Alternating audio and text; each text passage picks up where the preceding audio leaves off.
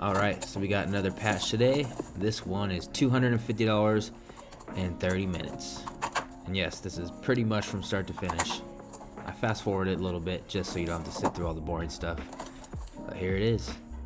Just a little plumbing repair that was done and called me in for this patch. So let's get it going.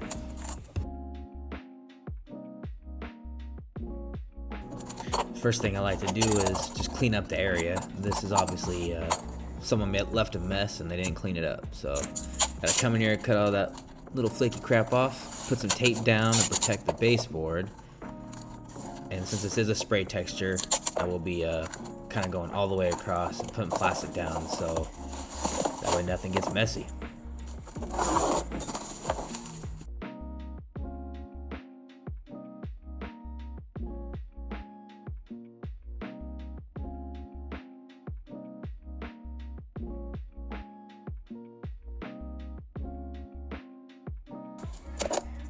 Now, before you go and assume that I'm under masking, this is fine because I'm using a red tail pump gun to do the texture on this, which is what I typically use for patches like this. So, but first, gotta cut this square, make sure everything is ready to put some new drywall in. And because there is a stud there on the left, I won't need any backing for that, but I will measure here in a little bit to get a new piece of backing in on the right side. But you would definitely want to make sure you clean all this up and get it somewhat straight for the new piece of.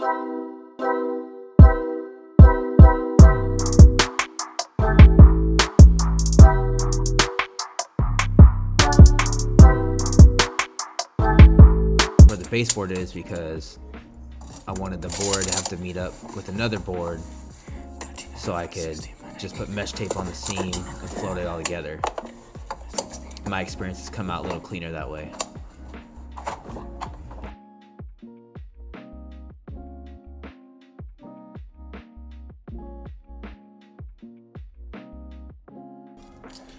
This was done towards the end of the week, so my truck was an absolute mess.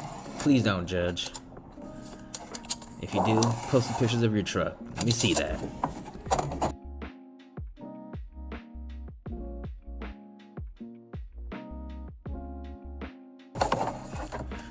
Now I'm about to show you a trick of the trades right here. I learned this right when I was first starting from my cousin Steve. Now sometimes you don't always have a saw, or the battery goes dead, or you're inside and don't want to walk outside. So you take the hammer, the back end, put it on all four sides, one strong hit in the middle, and there you go. You just cut your 1x2. Nice and easy. Thank me later. Now since I'm out here, I bring everything in one trip, just to save on time. What's the point of walking in and out a bunch of times when you're by yourself? You just end up, wasting more time, not making as much money.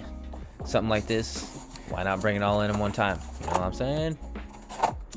First things first, gotta get those nails out, or your board won't fit in. I'm sure that's a given, but you never know who's watching. So. And then now, like I said, the left side has some backing, the right side doesn't. So I cut this 1x2 about an inch or so past the drywall. And now I'll put a couple screws in there, get it ready for some new board.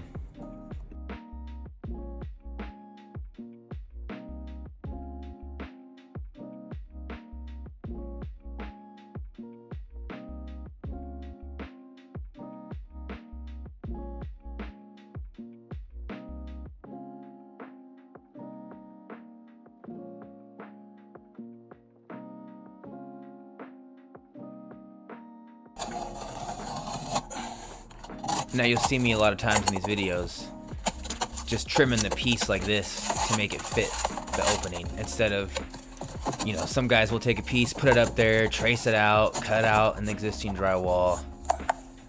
And I don't know, I've always liked this way a little bit better. They're both messy, but this way you just kind of take your piece in there, cut it to fit. Once it gets in there, screw it up, mesh tape it, and you're ready to go. Just the way I learned.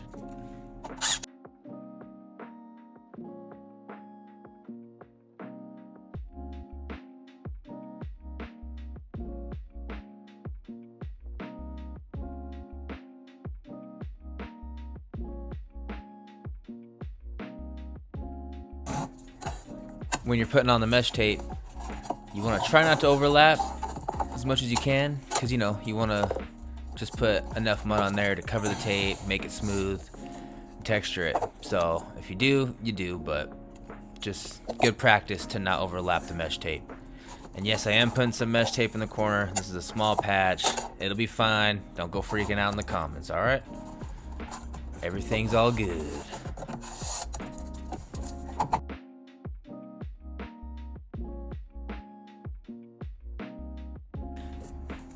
And like I said before, when you're going outside, take what you can with you. If you're not using it, take it out. Less trips, the quicker you do the patch, the more money you make. This is my deck system. Man, I love this thing. I got most of my tools. My bags on the left, on the right side is pans, knives, sponges, tape, extension cords, spackle, sanding sponges, all that good stuff. And my truck's clean. I got ladders and whatnot on the top, and on my mud and things on the bottom with some drywall.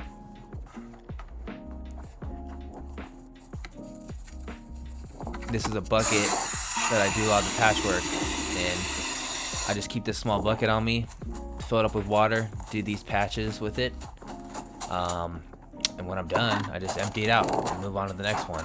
If it's a bigger job, I do use my bigger buckets to fill up water with, and have a clean water bucket and a dirty water bucket, because the dirtier water, the quicker the 5-minute mud will dry, and that's typically what I use on a day-to-day basis. Bigger jobs I'll use 20. I rarely use 40. Never have used 90.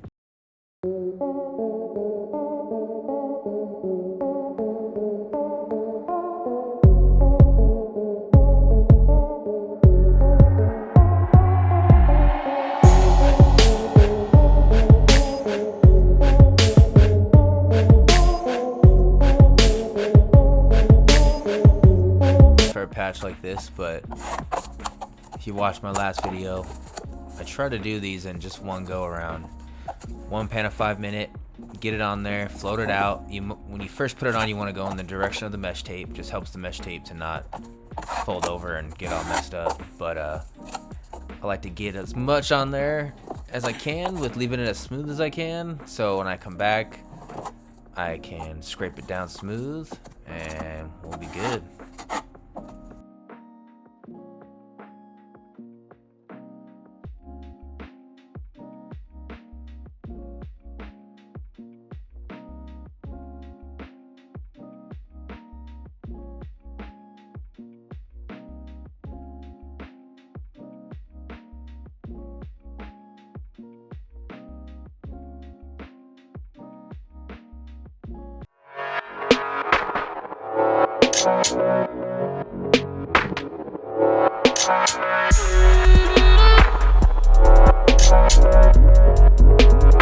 It to lock down the tape and get some mud on there, but shoot, on a patch like this, if you can get it one go around, why not? Just leave some extra on there, and then you come back around when it's dry and you scrape it. So, but make sure to always clean everything off your knife while you can. Remember, you want to keep that water as clean as you can, just in case you need to do a second patch. You don't want to dry up on you super.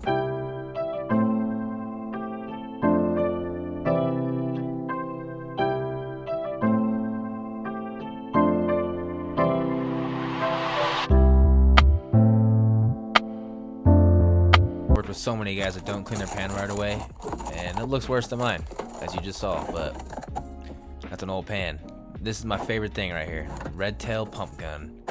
Been using it for about 10-12 years, and man, you know, it saved me so many times. And being in Arizona, a lot of the texture here is skip trowel, so don't really need to use the hopper too much unless it's a big wall or I'm doing something big, but most of the time I just carry around the red tail, and it's pretty good, you know. Works for a bunch of textures, so I always test it out in the bucket first, make sure everything's good, and it was good, it was flowing good. So let's get on in there, scrape this thing down.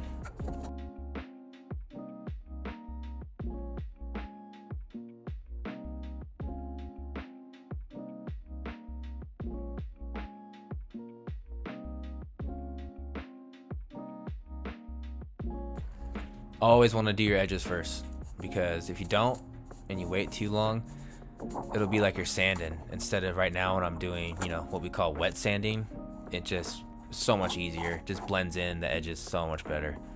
So then you kind of just get to scraping, filling it out, and if it starts to flake on you or crumble on you, not a big deal. Just take your sponge, wet it down a little bit, adds a little bit of moisture to it so you can end up scraping it better. But I can already tell when I was doing this that this was gonna be it. This one pass of 5-minute mud on here. Make sure everything's good and smooth, and it'll be ready for texture.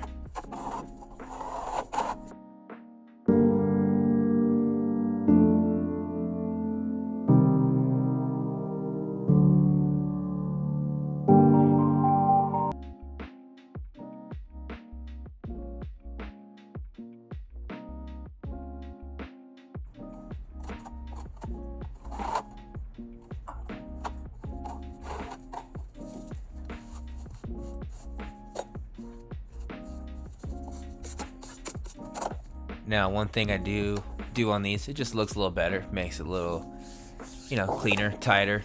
Just give it a little caulk on there and smooth it out.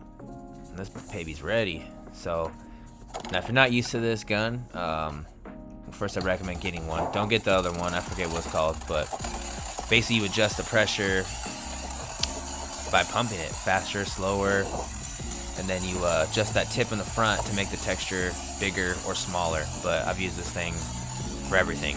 They even have a tip that sprays acoustic, but never tried it out. So you just want to fill this thing in, make sure it's even, make sure it's full. When they spray these houses, they fill it up, so don't be a little, you know, nervous about getting too much on there. It's usually okay.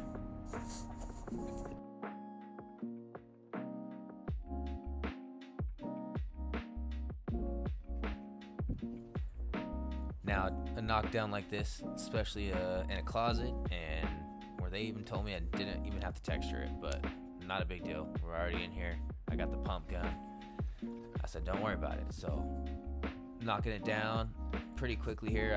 I don't know, I waited a minute, 2 minutes, if that. So I'm just knocking it down, and as I'm knocking it down, I'm dragging my knife at the edge to try to help get as much of that overspray off. That's usually what sticks out when you paint, is that overspray. So that's what you want to do.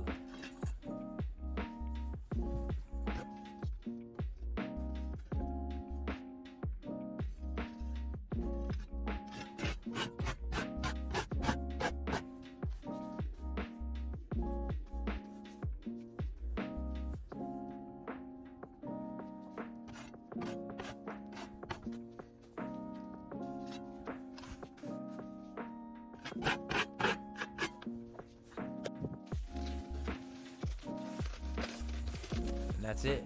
Just clean up your mess and, you know, get on out of there. And even though this was already here when we arrived, you still want to pick it up for them. I mean, it takes 2 seconds.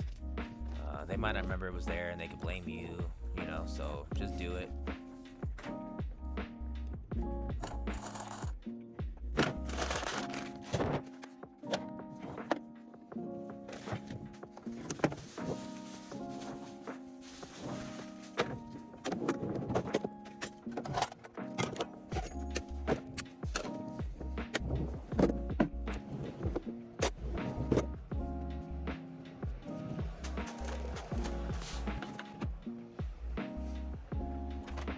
You know, I gotta say, I do like this DeWalt vacuum. This thing's awesome. I use it on smaller things and bigger projects. But you always want to vacuum your stuff up, wipe it down, leave it just like how it was when you got there. Besides in this case, you know, in this case we'll leave it better, but still. You gotta make your customers happy, do good work, and that's what it's all about. Thanks for checking it out. Look at those clean lines, baby. Yeah.